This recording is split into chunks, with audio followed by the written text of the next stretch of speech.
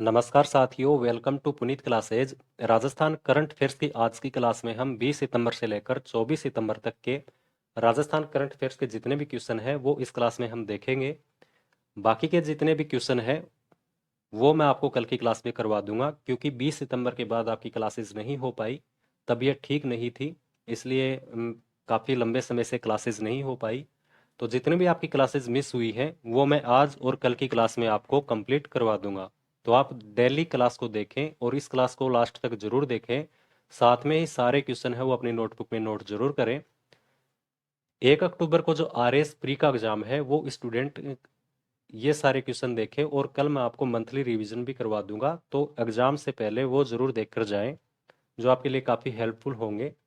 तो क्लास को लास्ट तक जरूर देखना। फर्स्ट क्वेश्चन आज का देखते हैं। फर्स्ट क्वेश्चन है, होंगजोउ चीन में आयोजित होने वाले 19वें एशियाई खेल 2023 में राजस्थान के कितने खिलाड़ी हिस्सा लेंगे? तो चीन के अंदर जो 19वें एशियाई खेल हो रहे हैं, इसमें अपने राजस्थान के 23 खिलाड़ी हैं वो इसमें हिस्सा लेंगे। अब इसमें आगे देखो, एशियन गेम 2023 जिसकी शुरुआत है ये 23 सितंबर 2023 को हो गई है। 19वें संस्करण का इसका आयोजन किया जा रहा है होंगजोउ चीन के अंदर। इसमें भारतीय दल के 634 खिलाड़ी इसमें हिस्सा लेंगे और 262 अधिकारी इसमें भाग ले रहे हैं।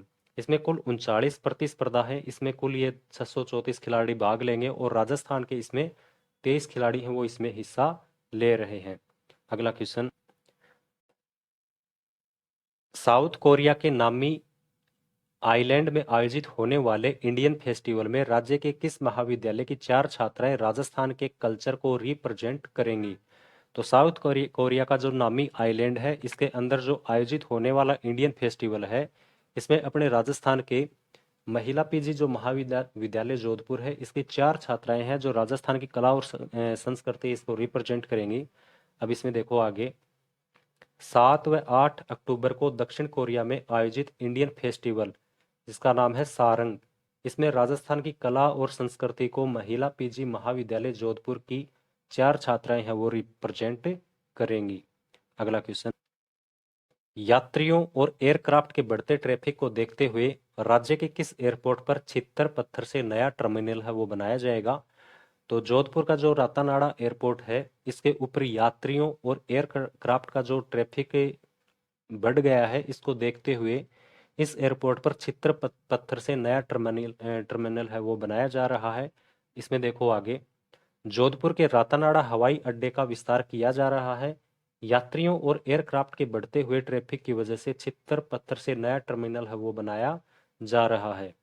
इसके बिना राजस्थान में बात करें नागरिक हवाई अड्डों की, राजस्थान के जो नागरिक हवाई अड्डे हैं इसकी बात करें तो इसमें देख लो, इसमें आता है एक बीकानेर का नाल हवाई अड्डा, जैसलमेर का हवाई अड्डा, उत्तर तलाई बाड़मेर का हवाई अड्डा, उदयपुर डबोक का महाराणा प्रताप डबोक हवाई अड्डा।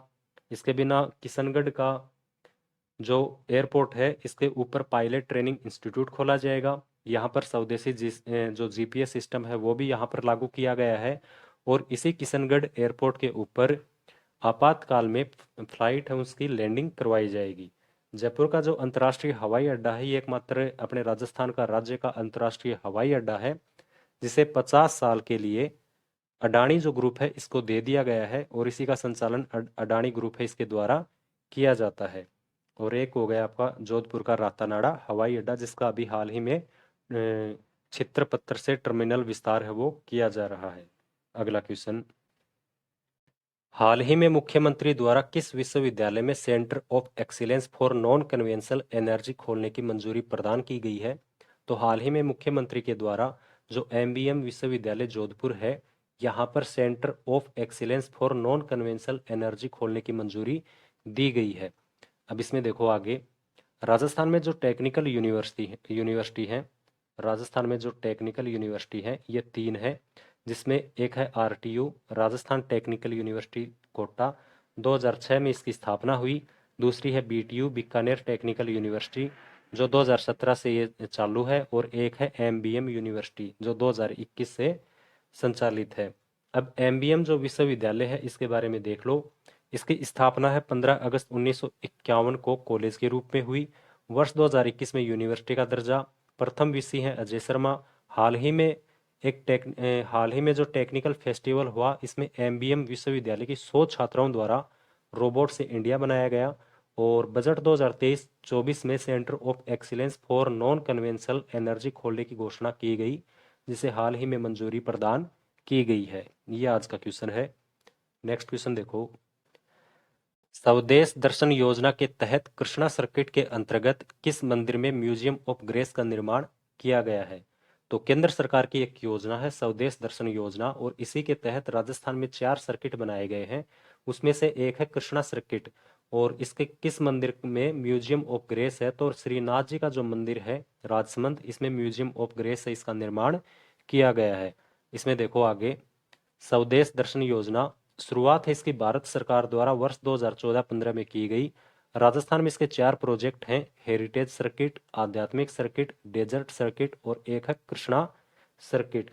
ये जो कृष्णा सर्किट है, इसमें श्रीनाथ जी मंदिर राजसमंद में म्यूजियम ऑफ ग्रेस का निर्माण किया गया है। अगला क्वेश्चन देखो,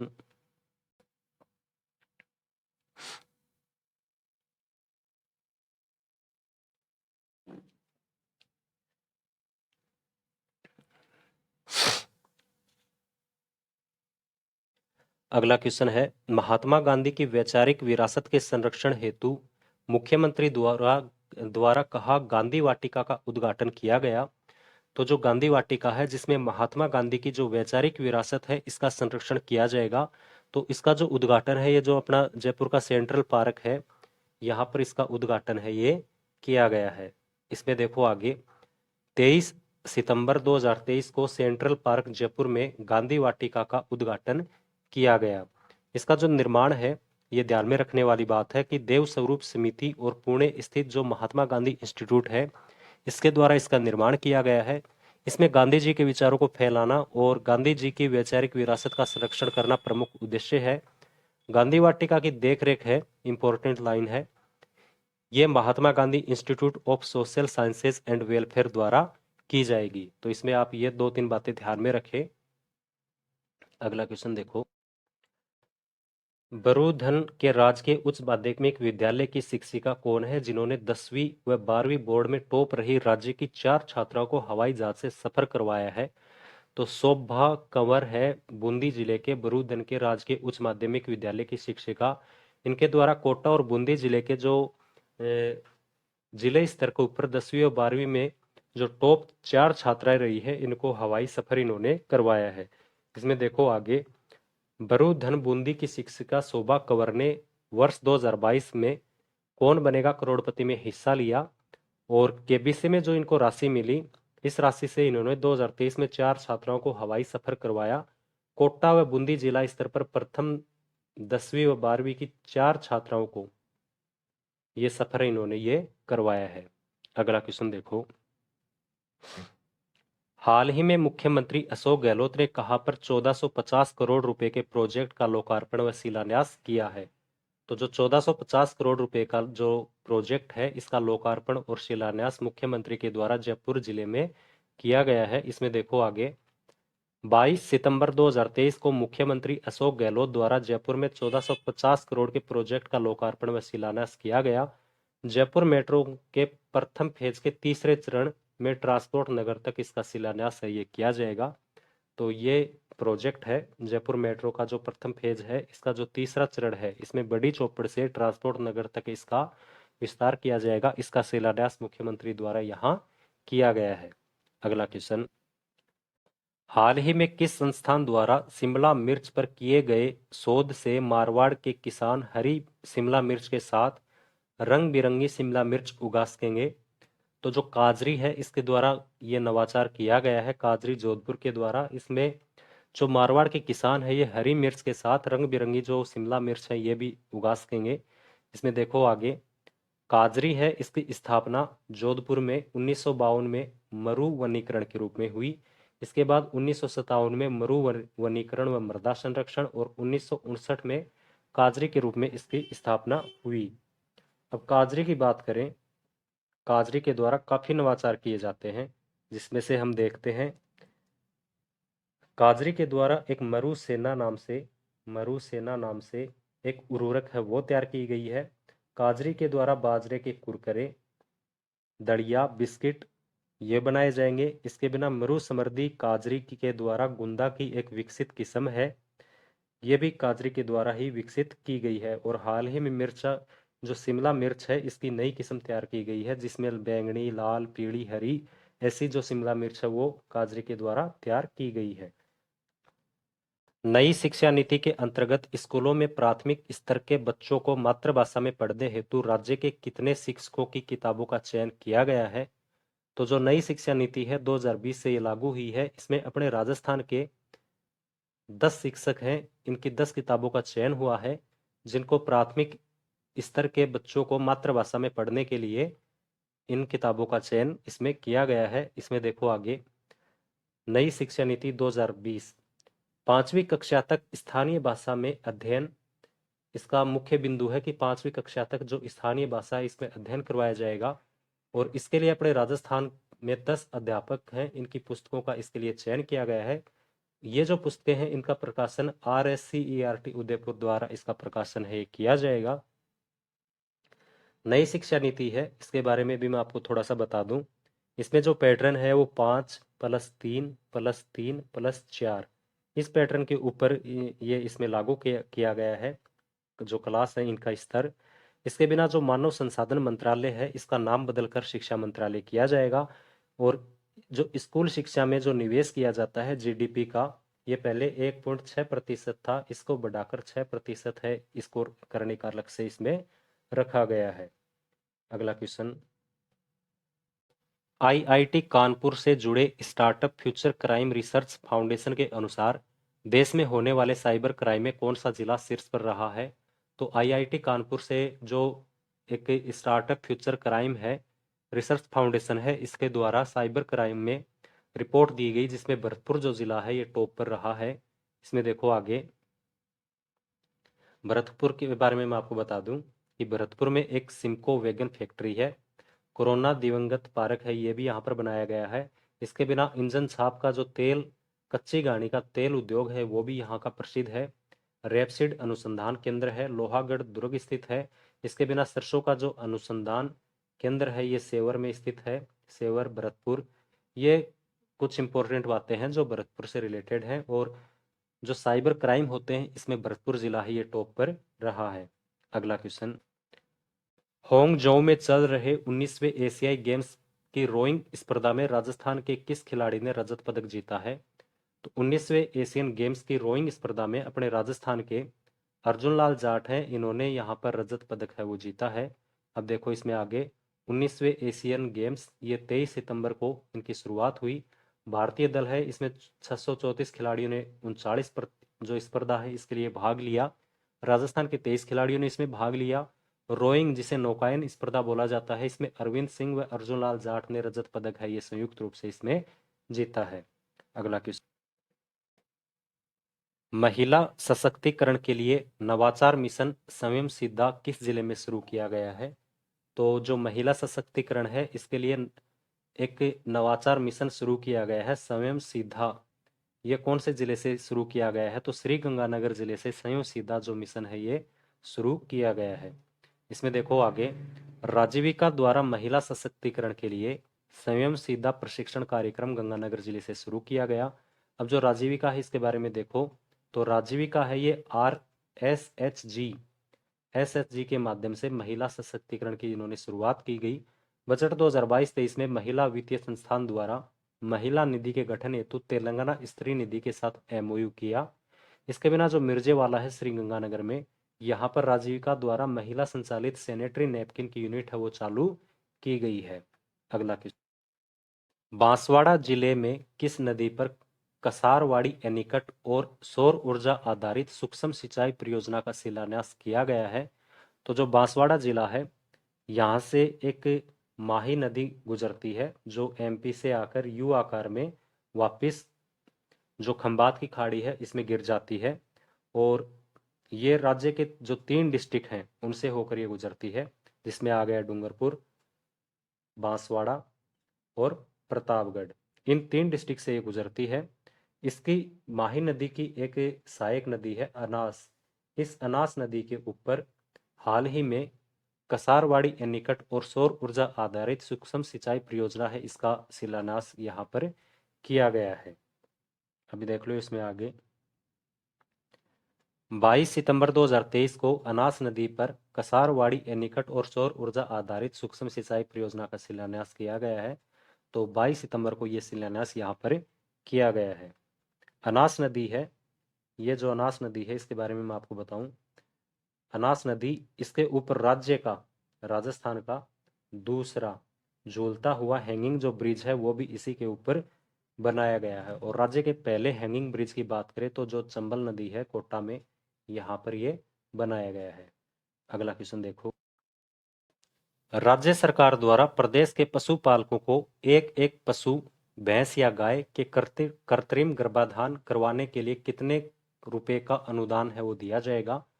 तो राज्य सरकार द्वारा हाल ही में जो घोषणा की गई है पशुपालकों से संबंधित, इसमें प्रत्येक पशुपालक के एक एक पशु के लिए यदि वो कृत्रिम गर्भाधान करवाते हैं तो इनको 500 रुपये का अनुदान है वो प्रति पशु इसमें दिया जाएगा। इसमें देखो आगे बजट 2023-24 में पशुपालकों से संबंधित घोषणाएं। तो जो लंपी रोग से जो गोवंश की मृत्यु हुई उस पर प्रत्येक गोवंश पर 40,000 रुपये का इसमें राज्य सरकार द्वारा भुगतान किया जाएगा। इसके बिना मुख्यमंत्री जो कामधेनु बीमा योजना है इसके तहत प्रति परिवार के 2 दुधारू पशुओं का बीमा किया गया। इसकी शुरुआत है ये 6 सितंबर 2023 को गुलाबपुरा भीलवाड़ा से शुरू की गई। और इसमें जो बीमा राशि है, यदि कोई पशु मर जाता है तो 40,000 रुपये प्रति पशु इसमें दिए जाएंगे। इसके बिना दूसरी इंपॉर्टेंट बात है कि हाल ही में एक एक पशु के कृत्रिम गर्भाधान पर 50% या 500 रुपये का अनुदान इसमें दिया जाएगा, जिसके लिए जो बजट है ये 125 करोड़ रुपए है इसमें निर्धारित किया गया है। अगला क्वेश्चन, केंद्र सरकार द्वारा राजस्थान में कहाँ जीएसटी एपीलेट ट्रिब्यूनल स्थापित की जाएगी। तो केंद्र सरकार के द्वारा जो जीएसटी एपीलेट ट्रिब्यूनल है ये जयपुर व जोधपुर इन दोनों में यहाँ पर स्थापित ये की जाएगी। अब इसमें देखो आगे जीएसटी गुड सर्विस टैक्स जिसे बोला जाता है, इससे संबंधित जो भी विवाद हैं जैसे राज्य बनाम राज्य, राज्य बनाम केंद्र, इसके लिए जो अपील ट्रिब्यूनल है इसके लिए केंद्र सरकार द्वारा 31 ट्रिब्यूनल खोलने के आदेश हैं वो जारी इसमें किए गए हैं। राजस्थान में बात करें तो 2 अपील ट्रिब्यूनल इसमें खोली जाएंगी, जिसमें जयपुर व जोधपुर है यहाँ पर ये खोली जाएंगी। सर्वाधिक जो अपील ट्रिब्यूनल है ये यूपी में 3 है, यहाँ पर ये यूपी में खोली जाएंगी। अगला question, Rajasthan state faculty development academy की स्थापना कहाँ की जाएगी। तो Rajasthan state faculty development academy इसकी स्थापना जयपुर में की जाएगी। अब इसमें देखो आगे बजट 2023-24 में उच्च शिक्षा से संबंधित कुछ प्रमुख घोषणाएं हैं वो देख लो। उच्च शिक्षा में सुधार के लिए कौन कौन सी घोषणाएं की गई। तो जो राजकीय महाविद्यालय हैं इसमें जो नेट और स्लेट के जो शोधार्थी हैं इनको 3 वर्ष तक 20,000 रुपये प्रति माह फेलोशिप है इनको दी जाएगी। इसके बिना TIE जिसे टीचर्स इंटरफेस फॉर एक्सीलेंस बोला जाता है, इसके जो टीचर हैं इनके लिए जो राजकीय महाविद्यालय के 500 अध्यापक हैं इनको देश विदेश में रिसर्च व ट्रेनिंग के लिए इनको भेजा जाएगा। और हाल ही में Rajasthan state faculty development academy की स्थापना जयपुर में की जाएगी, जिसके लिए 20 करोड़ रुपए है वो इसका प्रावधान इसमें किया गया है। और आज का अंतिम क्वेश्चन है, किस संस्थान के शोधकर्ताओं द्वारा सांप के जहर से एंटीबायोटिक दवा बनाई गई है। तो अपने राज्य का कौन सा संस्थान है जिसके जो शोधार्थी हैं इनके द्वारा सांप के जहर से एंटीबायोटिक है दवा है वो बनाई गई है।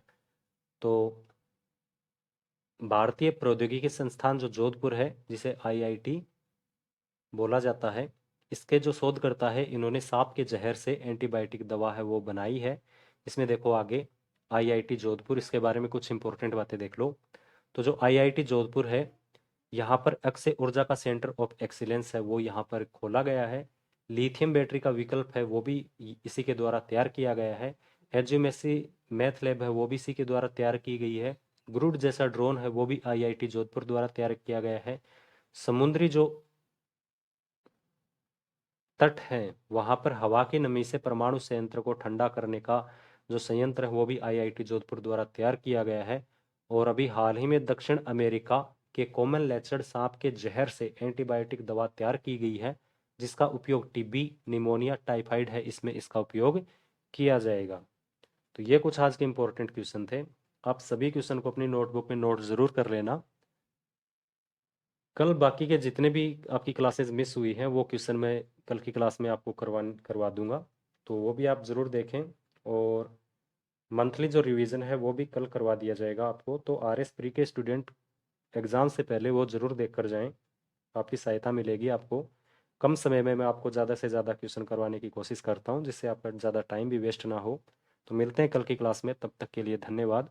जय हिंद दोस्तों।